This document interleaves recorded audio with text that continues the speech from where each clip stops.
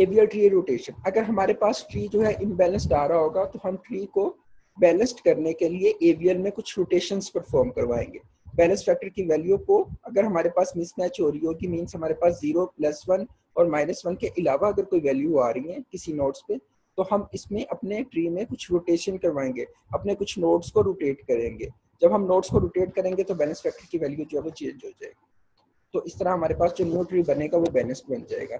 In AVL tree after performing operations like insertion and deletion we need to check the balance factor of every node in that tree. Insertion और deletion के बाद हम balance factor को again check कर रहे होते हैं कि इंसर्शन करवाने के बाद अगेन जो हमारे पास न्यू ट्री बन रहा है, जनरेट हो रहा है, वो क्या बैलेंस्ड है या नहीं है, उसके लिए हम बैलेंस फैक्टर को अगेन कैलकुलेट करते हैं। In every node satisfy the balance factor condition then we can conclude the operation, otherwise we must make it balance. ठीक है, whenever the tree become imbalanced due to any operation we use rotations operation to make the tree balanced। ठीक है, जब हमारे पास tree imbalanced बन रहा होगा तो हम उसमें रोटेशंस ऑपरेशन को परफॉर्म करवाएंगे।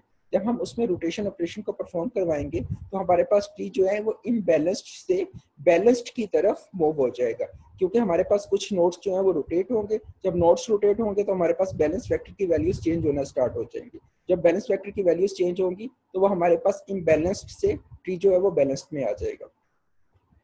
हमारे पास रोटेशन होती क्या है? रोटेशन की डेफिनेशन है, rotation is the process of moving nodes either to left or to right to make the tree balance. ठीक है, हमारे पास जो है वो ट्री को बैलेंस्ड करने के लिए कुछ नोड्स को हम जो लेफ्ट या राइट वाली साइड पे रोटेट करवा रहे होते हैं, वो हमारे पास ये जो प्रोसेस होता है इसको हम रोटेशन कहते हैं। Rotation operation are use to make the tree balance. ठीक है, बैलेंस करने के लिए हम इसको यूज करते हैं। बेसिकली एवियल ट्री में जो हमारे पास रोटेशन हो रही होती हैं वो 4 काइंड्स की होती हैं।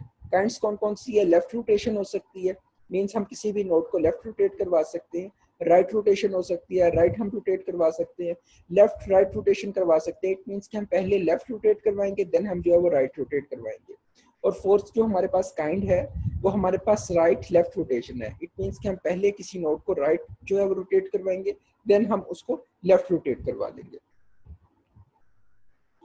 हमारे पास जो रोटेशंस होगी, लेफ्ट रोटेशन इसको हम एल रोटेशन भी कहते हैं। ठीक है, इसी तरह हमारे पास जो राइट रोटेशन होगी इसको हम आर रोटेशन कहेंगे। तो लेफ्ट रोटेशन और राइट रोटेशन ये हमारे पास सिंगल रोटेशंस होगी, इट मीन्स कि हम इसको वन टाइम जो है वो रोटेट करवाएंगे। ठीक है, लेफ्ट रोटेशन हो या राइट रोटेशन हो, मीन्स एल रोटेशन और आर रोटेशन जो है ये हमारे पास सिंगल रोटेशन है। और लेफ्ट राइट रोटेशन जो हमारे पास लेफ्ट राइट रोटेशन है इसको हम एल आर रोटेशन कहेंगे और ये हमारे पास डबल रोटेशन होगी। इट मीन्स कि हम पहले जो है वो लेफ्ट रोटेशंस परफॉर्म करवाएंगे देन हम जो है वो राइट रोटेशन परफॉर्म करवाएंगे। इसी तरह हमारे पास आर एल रोटेशन होती है जिसको हम राइट लेफ्ट रोटेशन कहते हैं, ये भी हमारे पास जो है वो डबल रोटेशन की एक जो है वो टाइप है। ठीक है,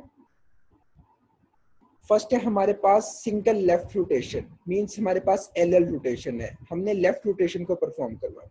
In LL rotation, every node moves one position to left from the current position. इसमें हमारे पास क्या होगा, जिस नोड पे हमारे पास इम्बैलेंस्ड वैल्यू आ रही है उसको हमने क्या करना है, लेफ्ट साइड पे रोटेट करवा देना, तो हमारे पास ट्री जो है वो बैलेंस्ड बन जाएगा। जैसे कि आपके पास एग्जांपल जो है वो शो हो रही है, एग्जांपल में हमारे पास वैल्यू क्या है, एक एवियल ट्री है जिसमें वैल्यू जो है वो रूट पे 1 है, रूट के राइट साइड पे जो है वो 2 है, 2 के राइट साइड पे हमारे पास वैल्यू 3 है।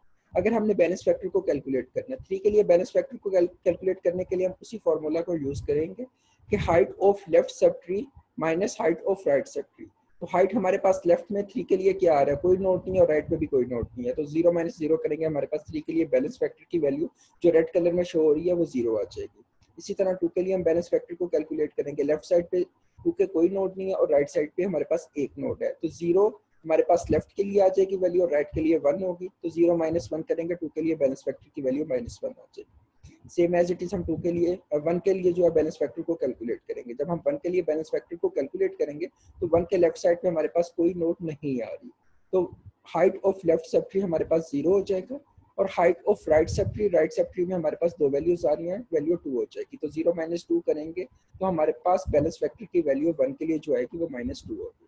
अब हम देखें हमारे पास जो बैलेंस फैक्टर की वैल्यूज आ रही है वो 0, -1 और -2 है, और हमारे पास टी इस कंडीशन में बैलेंस्ड होता है अगर वैल्यूज हमारे पास बैलेंस फैक्टर की जो आ रही हैं वो 0 हो, -1 हो या +1 हो। इन तीन में से अगर वैल्यूज आ रही हैं तो हमारे पास जो है वो ट्री बैलेंस्ड है, ठीक है। अगर हमारे पास इनके अलावा कोई अदर वैल्यू आ रही है तो इट मींस कि हमारे पास जो ट्री बन रहा है वो इम्बैलेंस्ड है। तो इस केस में हमारे पास जो -2 वैल्यू आ रही है, इसकी वजह से ट्री जो है वो इम्बैलेंस्ड बन रहा है। तो हम इम्बैलेंस्ड ट्री को बैलेंस करने के लिए रोटेशन परफॉर्म करवा रहे हैं। तो इस केस में हम जो है वो एल रोटेशन को पढ़ रहे हैं।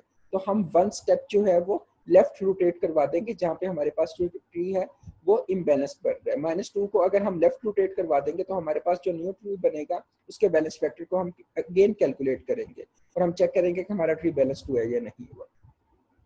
सेकंड डायग्राम में आप देख सकते हैं कि हम लेफ्ट साइड पे ये जो रोटेट एरो है ये शो कर रहा है कि हमने 1 को लेफ्ट रोटेट करवा देना है। जब हम 1 को लेफ्ट रोटेट करवाएंगे तो 2 हमारे पास पेरेंट बन जाएगा, 1 उसका लेफ्ट चाइल्ड होगा और 3 उसका राइट चाइल्ड होगा। और इसके हम बैलेंस फैक्टर को अगेन जो है वो कैलकुलेट करेंगे, जैसा कि डायग्राम 3 में आप देख सकते हैं। After L rotation the tree is balanced, हमारे पास ट्री जो है वो बैलेंस्ड बन रहा है। इसके बैलेंस फैक्टर को अगर हमने कैलकुलेट करना है तो 1 के लिए जब हम बैलेंस फैक्टर कैलकुलेट करेंगे तो 1 के लेफ्ट साइड पे और राइट साइड पे हमारे पास कोई चाइल्ड नहीं है, ठीक है। तो इसका जो बैलेंस फैक्टर होगा वो 0 - 0 हो जाएगा। सेम एज इट इज हम 3 के लिए बैलेंस फैक्टर अगर कैलकुलेट करना है तो 3 के लेफ्ट और राइट पे कोई चाइल्ड नहीं है। Height of left sub tree और height of right sub tree दोनों हमारे पास 0 0 है। इन दोनों को माइनस करेंगे तो 0 - 0 हमारे पास 0 आ जाएगा। जब हम 2 के लिए बैलेंस फैक्टर को कैलकुलेट करेंगे तो height of left sub tree हमारे पास 1 है और height of right sub tree भी हमारे पास 1 ही है, क्योंकि लेफ्ट में भी हमारे पास एक ही नोड है और राइट में भी हमारे पास एक ही नोड है। तो 1 - 1 कर लेंगे तो 2 के लिए भी हमारे पास बैलेंस फैक्टर जो आएगा वो 0 आ जाएगा। तो हमारे पास अब जो ट्री बन रहा है इसमें बैलेंस फैक्टर की वैल्यूज जो है वो 0 0 और 0 है। इट मींस कि हमारे पास ये जो ट्री है एल रोटेशन परफॉर्म करवाने के बाद जो है ये बैलेंस्ड ट्री बन गया है। सेकंड हमारे पास रोटेशन होती है R rotation. In R rotation every node move 1 position to right from the current position. इसमें हम 1 पोजीशन जो है वो राइट मूव करवा देते हैं। एल रोटेशन में हमने लेफ्ट मूव करवाया था, आर रोटेशन में उसी तरह हम जहाँ पे हमारे पास टी इम्बैलेंस्ड हो रहा है उसको हमने 1 स्टेप राइट मूव करवा देना है करंट पोजीशन। तो 1 2 और 3 हमारे पास वैल्यूज हैं, ठीक है। इसको इसमें हमारे पास जो है बैलेंस फैक्टर 1 के लिए कैलकुलेट किया तो 0 - 0 करेंगे हमारे पास 0 आ जाएगा। 2 के लिए बैलेंस फैक्टर हमने कैलकुलेट करना है तो 2 के लेफ्ट साइड पे हमारे पास एक नोड आ रहा है और राइट साइड पे कोई नोड नहीं है। तो उसी फार्मूले में हमने वैल्यू को पुट करना है। Height of left sub tree की हाइट जो हमारे पास 1 है और height of right sub tree हमारे पास क्या है 0। तो 1 - 0 करेंगे तो हमारे पास वैल्यू 1 आ जाएगी, ठीक है। इसी तरह हमने 3 के लिए बैलेंस फैक्टर को कैलकुलेट करना है। जब हम 3 के लिए बैलेंस फैक्टर को कैलकुलेट करेंगे तो height of left sub tree हमने कैलकुलेट करना है, जो कि हमारे पास वैल्यू आ रही है 2 आ रहा है, क्योंकि हमारे पास लेफ्ट साइड पे 2 वैल्यूज आ रही हैं, ठीक है। और इसी तरह हमने height of right sub tree को जब हमने कैलकुलेट करना है तो हमारे पास राइट साइड पे 3 के राइट साइड पे कोई नोड भी एग्जिस्ट नहीं कर